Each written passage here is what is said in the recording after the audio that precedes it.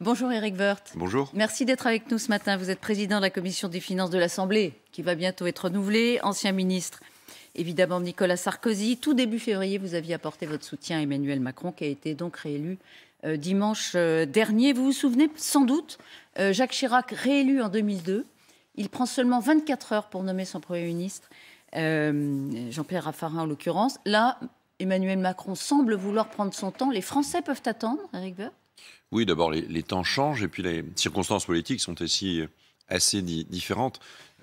Oui, il faut du temps, mais d'ailleurs, si Emmanuel Macron se succède à lui-même, si ça n'avait pas été le cas, il y aurait évidemment une passation de pouvoir plus longue. On laisse un peu de temps à celui qui arrive pour préparer les choses. Là, il y a peu de temps disponible. Au fond, le président continue à présider, donc il travaille sur la présidence de la République. Il travaille à la reconstruction de sa majorité. C'est fondamental d'avoir une bonne majorité pour entamer de manière efficace son quinquennat, son nouveau quinquennat. Et donc, qu'ils prennent un peu de temps me semble assez nécessaire. Oui.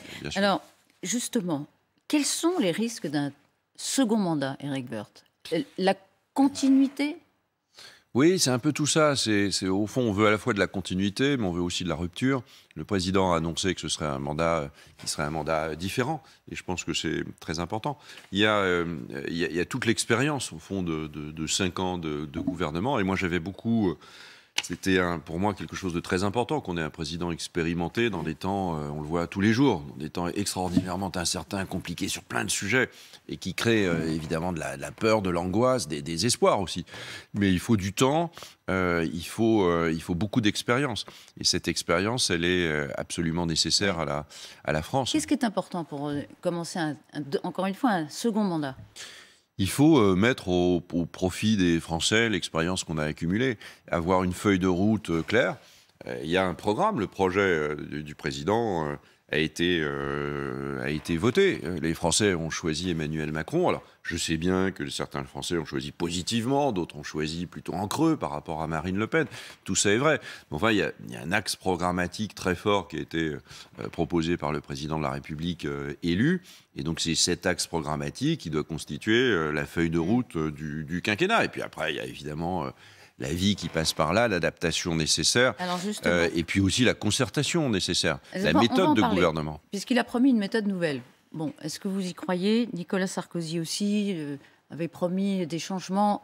Vous nous le direz. Mais d'abord, l'environnement. Il y a un chiffre qui vient de tomber, c'est la croissance nulle au premier trimestre, d'après l'estimation de l'INSEE, qu'il explique par un recul de la consommation des ménages sur fond de guerre d'Ukraine, évidemment, et d'inflation. Est-ce que ça, par exemple, c'est de nature à faire en sorte que Emmanuel Macron adapte son programme ?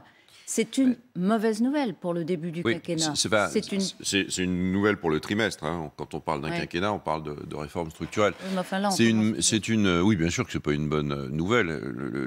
L'INSEE ou la Banque de France prévoyait 0,2, 0,3 pour le premier trimestre. Ce sera a priori 0, comme dans tous les pays du monde. Les États-Unis connaissent un ralentissement très fort de leur croissance. Ils ont même perdu de la croissance là, ce dernier trimestre. Le FMI, il y a 15 jours, a réduit d'1 point la croissance mondiale et la croissance française. Donc il ne peut pas se passer ce qui se passe sans qu'il n'y ait pas de conséquences économiques. Il ne peut pas y avoir une guerre en Ukraine, comme on la voit tous les jours et sur vos écrans à chaque minute, avec beaucoup de violence et quand même une escalade des choses qui est très inquiétante.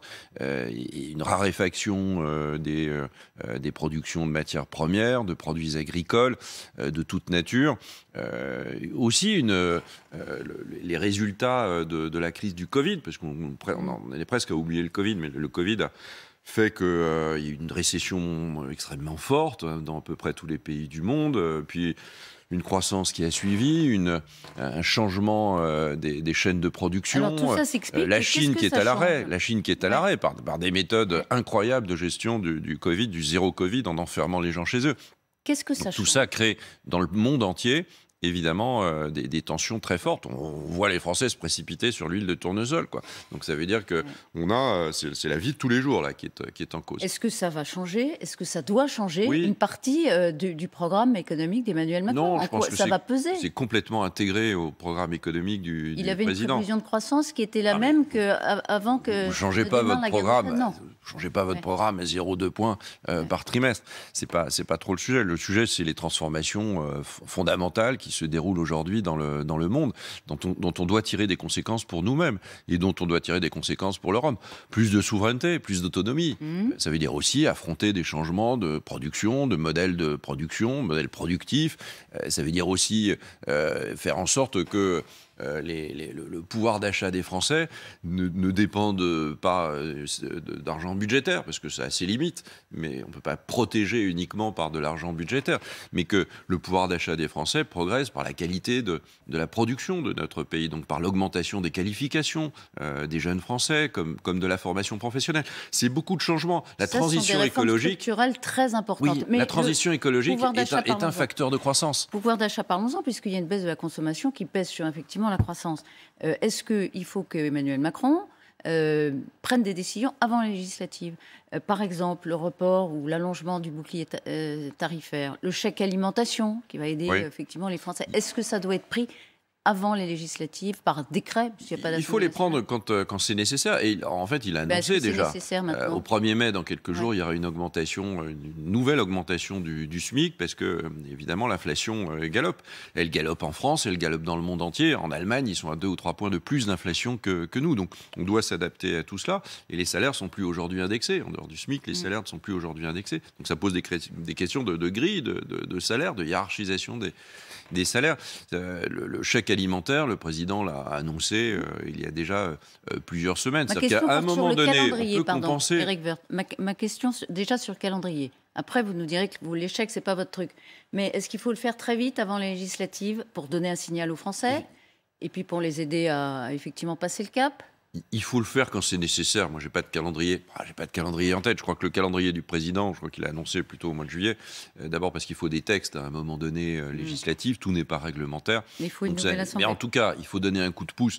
Les coups de pouce, ils sont nécessaires pour essayer d'éviter un trou brutal. Mais c'est pas ça qui va réparer. Ce qui est important, c'est de construire une économie différente et de la construire avec l'Europe.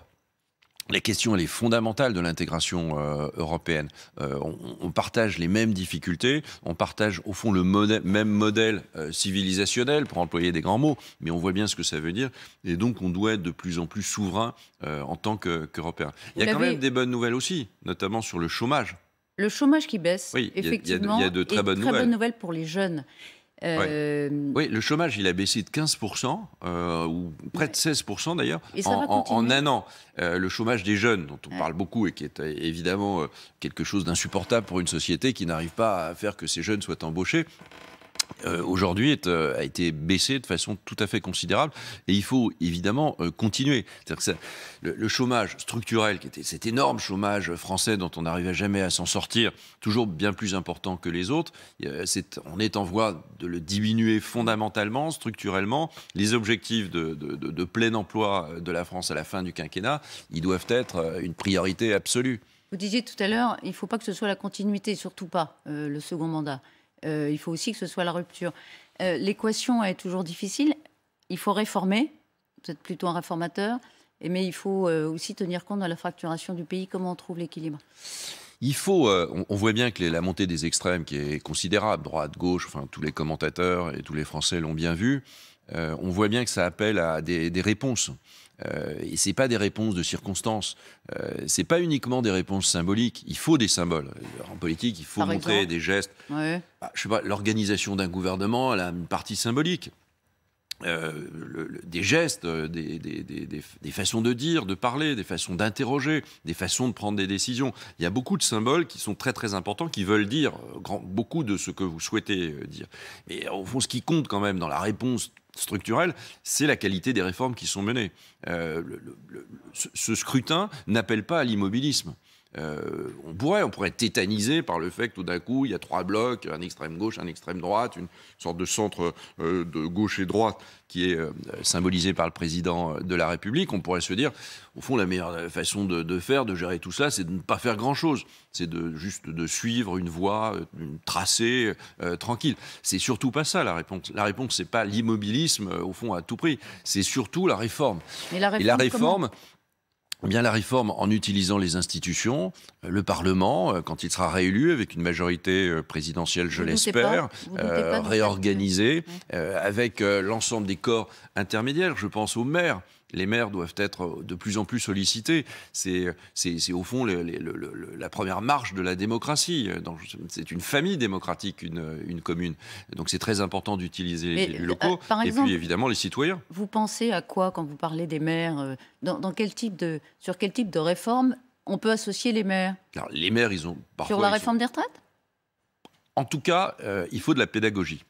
Il n'y aura pas de réforme sans pédagogie, sans explication. Le consensus, c'est toujours un peu difficile, mais quand on a un homme ou une femme d'État, il y a un moment donné, on peut prendre des décisions qui ne sont pas totalement conformes à l'opinion publique. Mais l'opinion publique sent bien aussi parfois que la décision, c'est l'intérêt général qui est en cause. Et dans le domaine des retraites, je ne vais pas développer ça, mais dans le domaine des retraites, c'est l'intérêt général de génération. Donc on est sur une chaîne de solidarité intergénérationnelle. C'est fondamental. Et donc, il faut que la plupart des Français se sentent partie prenante. Personne n'est un observateur. Les entreprises sont partie prenante. Les chefs d'entreprise, de la plus grande à la plus petite, pour essayer de regarder comment on travaille quand on est plus âgé. La formation professionnelle. Et les maires sont des relais. Les maires sont des relais fondamentaux d'un certain nombre. C'est pas nécessairement des ambassadeurs du gouvernement, c'est pas ce que je veux dire. Ouais. Mais les maires sont quand même des relais fondamentaux en entrée et en sortie. C'est-à-dire qu'on peut faire remonter un certain nombre de choses de leur population, mais aussi expliquer un certain nombre de points lorsque c'est l'intérêt national qui est en jeu. Dans la grande explication des réformes d'Emmanuel Macron. J'en fais pas des ambassadeurs d'une majorité ou d'un gouvernement s'ils ne partagent pas cette idée. C'est loin de moi cette idée. Mais quand même, le rôle du maire est quelque chose de fondamental. Ouais. Et donc la pédagogie de la réforme, elle est fondamentale. Et il faut essayer de marier... Emmanuel Macron va s'appuyer sur les maires. Il faut marier l'idée de pédagogie et l'idée de vitesse. Voilà. Là aussi, la nécessité de prendre des décisions. La pédagogie, c'est pas de ne jamais prendre des décisions. Mais cette élection n'a pas pour conséquence de dire qu'il faut être immobile. Donc pas d'immobilisme, beaucoup de réformes, un calendrier clair et précis, des faisceaux de réformes cohérents, expliqués aux Français, et après des résultats. C'est-à-dire que seuls les résultats pourront, à un moment donné, peut-être, j'espère, rendre notre pays plus serein, plus décontracté. Voilà, les Français ont besoin d'être heureux collectivement et pas uniquement individuellement. Oui, donc pour vous, en fait, la seule réponse vraiment valable à ce qu'on a vécu là, ce sont les résultats. Ce sont les résultats, oui. Et pour avoir des résultats, ça suffit évidemment jamais. Dès qu'on a un résultat, on attend un autre résultat. On n'est jamais sur un bilan. J'ai remarqué, je sais, mais quand même, le plein emploi, un pouvoir d'achat fondé sur le travail, donc durable, un pays profondément transformé sur le plan écologique, sur le plan numérique, avec des systèmes de transition sociale qui permettent de n'abandonner personne au bord du chemin, des Français aussi rémunérés pas uniquement en fonction de leur productivité économique, mais aussi en fonction de leur valeur ajoutée sociale. Je pense aux aides-soignants, etc. Tous ces sujets qui sont venus sur la table au moment des crises, ils doivent être le fil directeur d'une action de réforme. C'est au cœur du projet du président de la République. Alors la réforme, vous dites qu'il faut écouter la nouvelle méthode. Vous pensez que la nouvelle méthode, c'est aussi construire des compromis, à partir du moment où on promet d'écouter ce qu'a fait Emmanuel Macron. Emmanuel Macron, c'est un homme de compromis ? Je ne sais pas si le terme est bon, compromis. En tout cas, il faut évidemment aller l'un vers l'autre. On ne peut pas uniquement concerter à partir de décisions déjà prises. Ça, tout le monde peut le comprendre. 64 ans, report de l'âge légal, c'est déjà pris ? Non, c'est dans le projet du président de la République. J'imagine que les modalités de cela peuvent être discutées, mais vous savez, les syndicats sont tous contre, réformer un modèle de retraite sans toucher à l'âge, c'est juste assez difficile. Vous voyez, parler de retraite sans à un moment donné évoquer la notion d'âge et la notion de financement quand même du modèle de retraite, qui ne peut pas dépendre de la conjoncture. On doit tout le temps être capable de payer la retraite des retraités. On doit tout le temps être capable de dire aux actifs qui payent cette retraite que, évidemment, évidemment eux-mêmes, dans 10 ans, dans 15 ans, dans 20 ans, dans 30 ans, ils recevront des retraites payées par tous ceux qui vont nous suivre. C'est une solidarité en chaîne qui est fondamentale. C'est la continuité du pays. C'est le seul modèle social qui soit un modèle de solidarité entre les générations. Il y a manière et manière de toucher à l'âge. Rien ne peut être brutal. Rien ne peut être brutal. On ne fait pas une réforme. À une époque, on faisait une réforme au mois de juillet et puis personne n'y voyait rien. Et puis c'est fini tout ça. Il faut évidemment associer les Français. Mais les gouvernants, ils doivent aussi prendre ou assumer leur responsabilité de gouvernants. Il y a un moment donné, ça s'appelle l'intérêt général. Et quand on parle d'un homme d'État, c'est pas quelqu'un qui suit uniquement le dernier des sondages pour prendre sa décision en fonction de la nature du sondage. C'est évidemment les réformes structurelles. Et il faut concerter les Français. Et vous savez, les maires montent des comités des sages. Mais le 49.3, c'est notre constitution. C'est pas le diable. Mais sauf que les gouvernants doivent l'utiliser que très peu. Et d'ailleurs, le gouvernement l'a quasiment pas utilisé. Un mot, je sais que ça vous tient à cœur, sur l'école. L'école, c'est l'avenir, etc.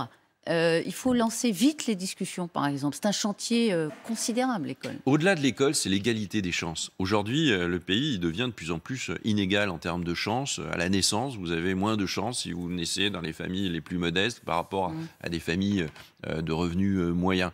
Et la France, le modèle républicain, c'est l'égalité des chances.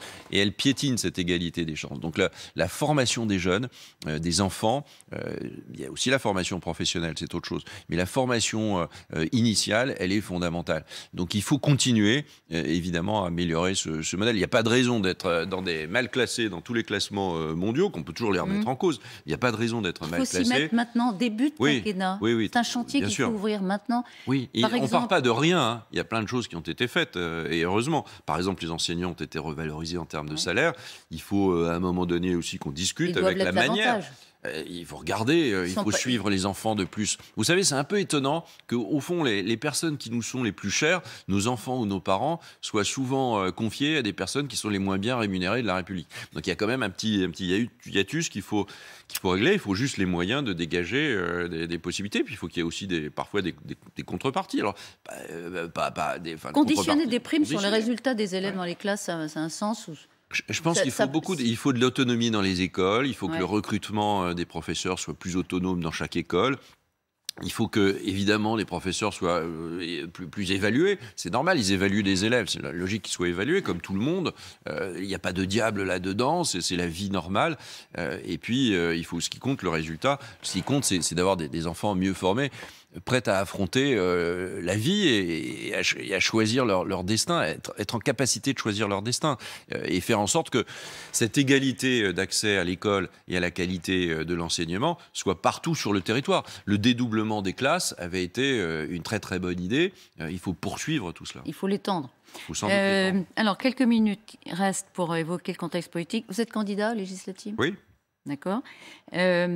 Vous avez des coups de fil de députés LR qui aimeraient bien passer sous la bannière de la majorité ? Oui, bien sûr. Mais il y a beaucoup de députés LR. Il y a des députés sûrement autres que LR. Les députés PS vont bientôt se poser beaucoup de questions. Mais les députés LR se posent plein de questions. Et c'est logique. Lesquelles ?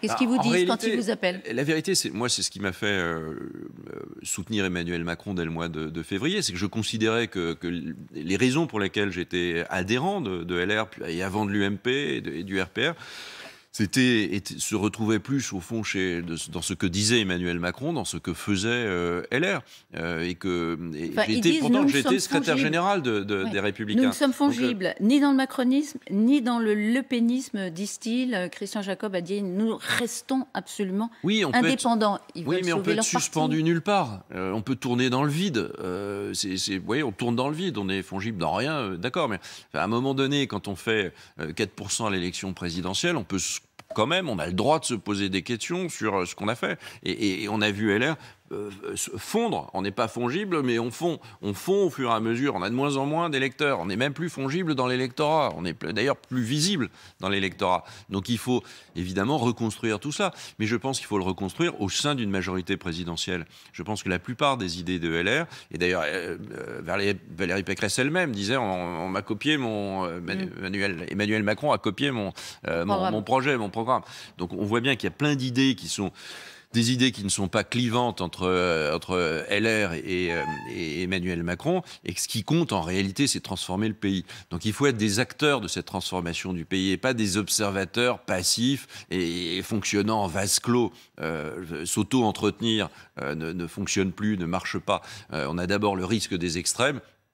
Et l'appel au non-vote de LR n'était pas un bon appel. Général de Gaulle, il devait se retourner dans sa tombe comme Jacques Chirac, en se disant qu'à un moment donné, avec un risque réel d'arriver au pouvoir de l'extrême droite, LR ne prenait même pas la décision, ou au moins ne conseillait même pas aux électeurs de voter pour Emmanuel Macron. Il y a juste un tout petit peu, un énorme problème en fond de crédibilité, non pas de nos propres idées. Il y a évidemment des idées de la droite républicaine, et c'est mes propres convictions. Mais aujourd'hui, on peut les faire vivre dans une majorité présidentielle sans perdre son âme et sans perdre son identité. Il faut qu'on reconstruise la carte d'identité d'une droite républicaine. Sous la bannière de la majorité ? Dans le cadre de la majorité présidentielle. Alors ça peut prendre 1000, ça peut être un grand parti, ça peut être autre chose. C'est au président de fixer l'organisation de sa propre majorité. C'est le moins ça me semble être assez nécessaire. Donc c'est ce qu'il fait en ce moment. C'est ce qu'il fait en ce moment. Hein, et en attendant Premier ministre, vous êtes candidat au gouvernement ? Et moi, je suis candidat à rien. D'ailleurs, vous n'êtes pas candidat au gouvernement, vous n'envoyez pas votre CV, il n'y a pas un chasseur de tête qui vous appelle. On peut envoyer des notes, dire tiens, ce sujet. Non, j'en vois pas de notes, j'ai rien précisé. Je suis un député, je suis un homme politique. Donc, j'attends la décision du président sur le gouvernement, sur la constitution de sa majorité. En tout cas, je ne serai pas un observateur des choses. Ultime question, je vous demande une réponse brève. La direction du Parti socialiste souscrit ce matin officiellement aux propositions de LFI. Je les rappelle, retraite à 60 ans, 6e République, éventuellement non-respect des propositions, des règles européennes, de certaines règles européennes. Ils sont en train de... Enfin, je ne vais pas commenter, je n'ai jamais été socialiste, mais ils sont en train de vendre leur âme. La retraite à 60 ans... c'est la fin du modèle par répartition. C'est juste ça, c'est ça que ça veut dire. C'est la fin du PS, certains PS. C'est la fin de en tout cas, la social-démocratie, qui est une belle idée, qui est historique. La social-démocratie, elle ne peut pas souscrire à cela. Et d'ailleurs, ils souscrivent comme on souscrit une augmentation de capital, quoi. M. Mélenchon, il a décidé... Donc, c'est juste pas possible. Entre l'extrême gauche et la social-démocratie, il y a des années-lumière de différence. Donc, on ne peut pas gouverner. Ils ne peuvent pas gouverner ensemble. Non, ils n'ont pas franchi le gouffre, ils sont en train de tomber dans le gouffre, c'est pas pareil. Merci Eric Woerth d'avoir été ce matin sur l'antenne de LCI. Bonne journée à vous. Merci. Dans un instant, le temps de ce 29 avril avec Guillaume.